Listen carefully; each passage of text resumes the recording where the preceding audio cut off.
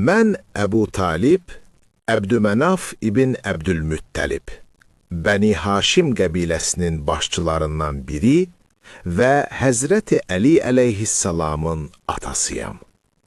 Bugün sizə öz hekayəmi danışacağım.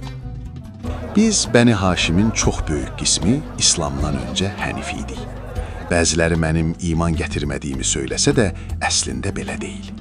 Mən bütün ömrümü və nüfuzumu 8 yaşından himayəmə götürdüyüm Peyğəmbər Sələvatullahın timsalında İslamın yayılması üçün həşlədim. Peyğəmbəri qorumaq üçün öz imanımı gizlətməyə məcbur oldum. İman gətirdiyimin dəlillərindən ən sadəsi, müsəlman xanımın Fatimə binti Əsədin dünyasını dəyişdiyi günə kimi mənimlə evli qalmasıdır. İbni Əbülhədid özünün Şərh-i Nəhcül Bəlağə əsərinin 14-cü cildində mənim imanıma dəlalət edən şeirlərimi göstərmişdir.